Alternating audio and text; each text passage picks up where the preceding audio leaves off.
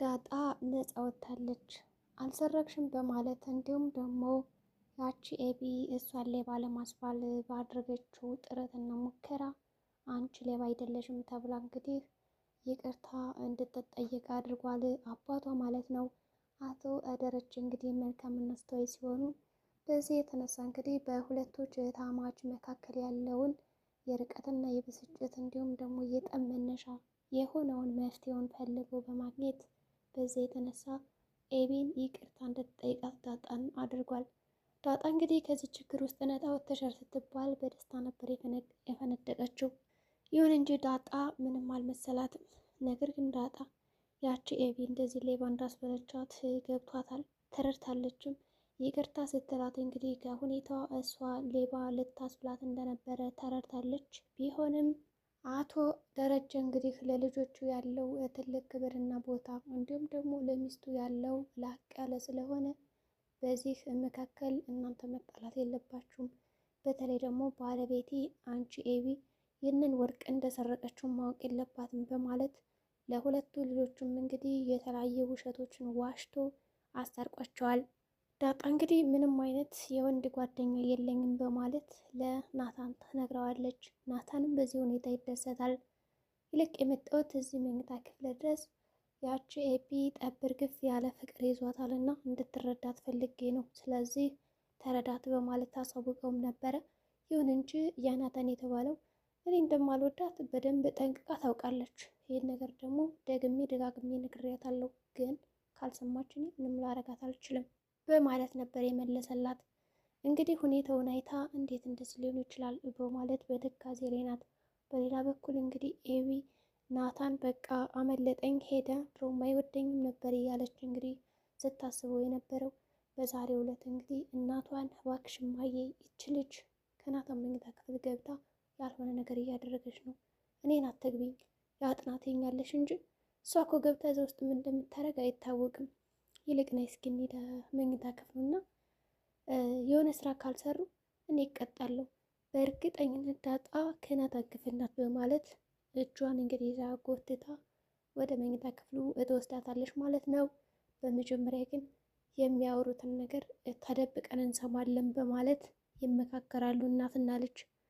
በሌላ በኩል እንግዲህ ያችህ የዋህ የሆነችው ውሃ ከጓደኞቿ ጋር ሆነ እንግዲህ ከትምህርት ቤት መልስ ዛሬ ኬክ አምሮኛል እያለች እንዲሁም ደግሞ አንደኛዋ ጓደኛዋ እርጎ ፈልጋለሁ እያለች እንግዲህ ናታን እንዲገዛለት እየጠየቁትም ነበረ። ናታንም እንግዲህ ከዚህ ምን ትሰራላችሁ?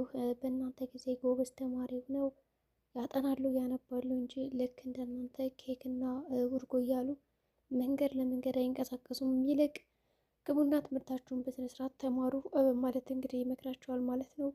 ውሃም እንግዲህ ወደ ልትሄድ ነው ማለት ስትጠይቀው ዳጣ የሆነ ነገር ግዛልኝ ብላኝ ነው እና እሱን ልገዛ እየሄድኩ ነው በማለት ነበር የመለሰላት።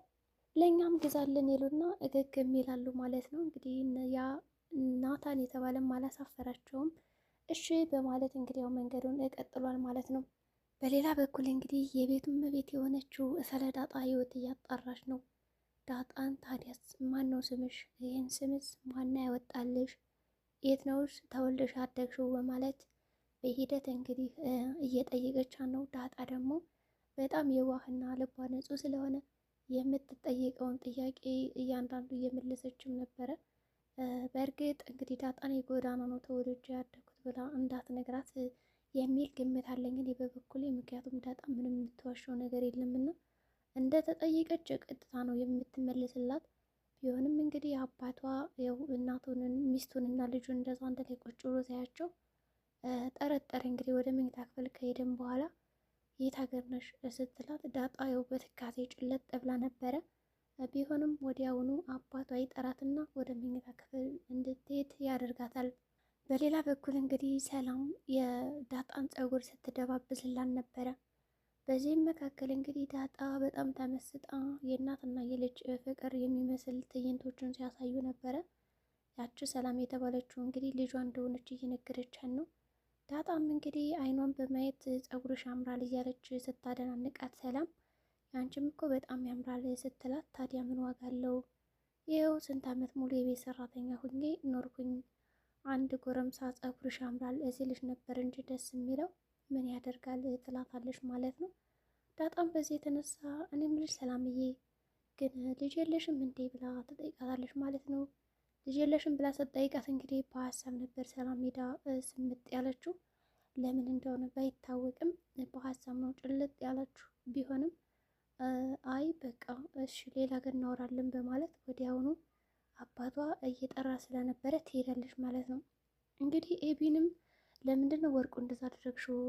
ሰርቀሽ ሌባ ያሰርሽባት ምክንያት ወይም ደግሞ ሌባ ልታስቢያት የነበረበት መንስኤው ምንድን ነው? ንገሪኝ፣ እኔ አባትሽ ነኝ። ምንም ነገር እንዳትሸውጂኝ፣ እንዳትደብቂኝ። ለዚህ የገፋፋሽ ነገር ምንድን ነው? በግልጽ ንገሪኝ። ምንም አላደርግሽም። እኔ ስቆጣ ምን አይነት ሰው እንደሆንኩ፣ ጸባይኛ ሰው ደግሞ ምን አይነት ሰው እንደሆንኩ ታውቂያለሽ በማለት ኤቢ ቢጠይቃትም ኤቢ ግን አልናገርም በማለት ጉልበቱ ስር ወድቃ ነበረ ይቅርታ ስትጠይቀው የነበረ።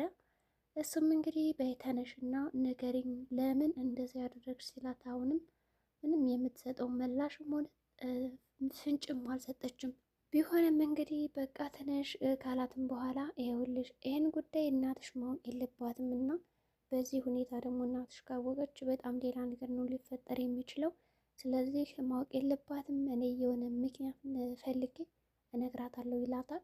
ወዲያውኑም እንግዲህ የቤቱ ማውራ ከመጣችም በኋላ እንዴ ይሄውልሽ የጠፋሽ ወርቅ እኮ ተገኘ ይላታል ማለት ነው።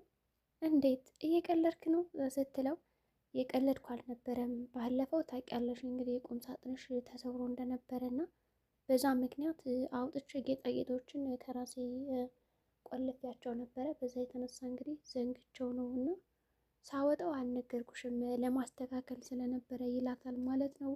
በዚህ የተነሳ መቼም እየሸወድከኝ አይደለማ ብለዋለች። እሱም እየሸወድኩሽ አይደለም እውነቴን ነው ደህና ነኝ፣ ወርቆችን የኔ ያነሷቸው ይላል። እንዲሁም ደግሞ በቃ ተሳስቻለሁ ማለት ነው ይቅርታ መጠየቅ አለብኝ ትልና እንግዲህ ይቅርታ ለመጠየቅ ትሞክራለች ማለት ነው ዳጣን። ያቺ ኤቢ በቃ ተሳስታ አሳሳተችኝ በማለት እንግዲህ ልጇንም ወቅሳት ነበረ። ግድ የለም እና ከዚህ ቤት ሰላም እንዲሆን የምፈልግ ማንም ሰው እንግዲህ ጠብ እንዲኖር ወይም ደግሞ እንዲጨቃጨቁ አልፈልግም እና አይዞሽ እያለ ባለቤቷም ሲያበረታታት እንዲሁም ደግሞ ሲደግፋት ነበረ። በእርግጥ እንግዲህ ዳጣ ሌባ ብላ እዛ ቤት ለማስወጣት ስትሞክር ነበረ። ቢሆንም እኔ ባልሽን ታምኘኛለሽ፣ ለቃሌ ታማኝ፣ እንደገና ደግሞ ማልዋሽሽ ማልሸውድሽ ሰው ነኝ ማለት እንግዲህ እንድታምነው አድርጓል ማለት ነው። ካመነችውም በኋላ እሺ በማለት ቡና እንግዲህ እየጠጣች እያለ ሳሎን ላይ ይቅርታ ብላታለች ማለት ነው። ዳጣንም ሁለቶችም እንግዲህ ይቅርታ ጠይቃቸዋል። ኤቢ እንግዲህ ይቅርታ ነበር ያለቻት ከአባቷ ፊት ለፊት። ዳጣ ደግሞ ይቅርታ ስትጠይቃት ችግር የለውም አንቺ እኮ እህቴ ነሽ ነው ያላቻት። ምንም ችግር የለም ስታይል በቃ አንቺ ዋናው መገኘት ነው ይቃ። ከዛ በተጨማሪ ደግሞ ደስተኛ ስለሆንሽ ደስ ብሎኛል እና ይቅርታ ስላደረጋችሁልኝ ደስ ብሎኛል በማለት እንግዲህ ታቅፋታለች ማለት ነው። ካቀፈቻት በኋላ እንግዲህ በጣም ስታጉረጠርጥባት ነበር ማለት ይቻላል። ምንም አይነት ምቾት የሚሰጥ ፊት አላሳየቻትም። ቢሆንም እንግዲህ ዳጣ ተደስታ ትሄዳለች ማለት ነው። ወደ ጓደኞች መሄድ አለብኝ በማለት ወጣ ትላለች ማለት ነው። ዋንም በመንገድ ካገኘቻት በኋላ ያ ናታን የት ነው? ናታን ከመጣ አጮሁልኝ ትላቸዋለች ማለት ነው። እንግዲህ ምንድን ነው ደብድቦት ነው ትላታለች ውሃ። አይ እንደዛ ሳይሆን ስልክ ደውሉልኝ ማለት ነው ትላቸውና ትሄዳለች። እንግዲህ ናታንም ከመጣ በኋላ ጣጣስ በማለት ነበር የጠየቃቸው። እነሱም እንግዲህ የለችም ግን ያው ደውሉልኝ ብላለች እና እባክህ የምንገዛውን ነገር ግዛልኝ ሲሉት ሲጨቃጨቁ ነበር። እንግዲህ በሚበሉት ምግብ ሁሉ ሲጨቃጨቁበት እስኪ ህፃን አይደላችሁም ዞር ብሉኝ ነው ያላቸው። ውሃም እንግዲህ ከቤቷ ከመጣች በኋላ ከታላቅ እህቷ ጋር እንግዲህ አይጥና ድመት ነው የሚያደርጋቸው። በጣም ይጣላሉ፣ ይደባደባሉ። በዚህ የተነሳ እንግዲህ ናታን ኤጭ በቃችሁ ይልና እንግዲህ ውሃን ምንጭቅ ያደርግና ከላይዋ ላይ እንድትቀመጥ ያደርጋታል ማለት ነው። ቢሆንም እንግዲህ እነዚህ ሁለት ልጆች አልተቻሉም ማለት ነው። ህፃን አይደላችሁም እስኪ ጥሩ ሰው ናችሁ፣ ትልቅ ሰው ናችሁ፣ እስኪ ተንከባከቡ ራሳችሁን እያላቸውም ነበረ። በሌላ በኩል እንግዲህ ናታንም ከመኝታ ክፍሉ ከሄደ በኋላ ከዳጣ ጋር ያወራሉ። እናትና ልጅም እንደተማከሩት ዳጣን መፈተሽ አለብን ብለው ተያይዘው ይሄዳሉ።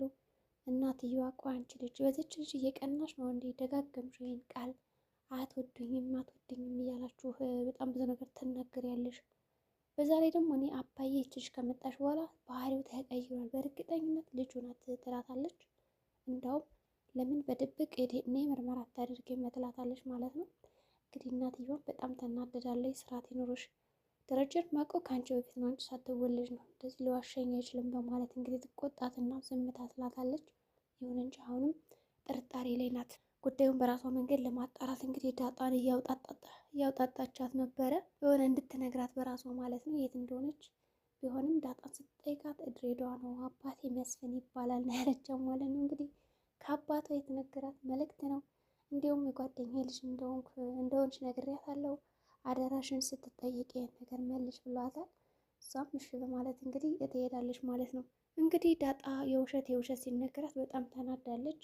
እናቴን ላገኝ ነው ብላ ጓጉታ ስትጠብቅ ሌላ አዳዲስ ውሸቶች እየመጡባት ስለሆነ በዚህ የተነሳ እንግዲህ ከአባቷ ጋር ያው እየተጋጨች ነው።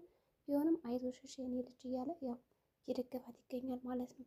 ዳጣም ናታንን እንግዲህ ትወዳለች ብላ ስለነገረችው ለኤቢ እሱ እኔ አልወዳትም ካላትም በኋላ እናትና ልጅ መጥተዋል። እንግዲህ ያው በጣም ደንግጠዋል ሁለቶች እንደዚህ ተሰብስበው ሲያወሩ። በዛ ላይ ደግሞ እናትየዋ እንዳትቀርበው መኝታ ክፍሉ ራሱ እንዳትሄጂ ብላታለች ዳጣን። በዚህ የተነሳ እንግዲህ ምን ሊፈጠር ይችላል? ለምን ገባች ብላ ትጮህባታለች ወይስ ደግሞ እንዴት ነው? ብቻ ዳጣ ያለችበት እንግዲህ ውስብስብ ያለ ነገር ነው። በተሎ እናቷን ታገኛት። ሰላም ጤና ይስጥልኝ ቻናል ቤተሰቦች፣ ለዚህ ቻናል አዲስ ከሆኑ ሰብስክራይብ ያድርጉ። በቀጣይ ቪዲዮ እስከምንገናኝ መልካም ጊዜ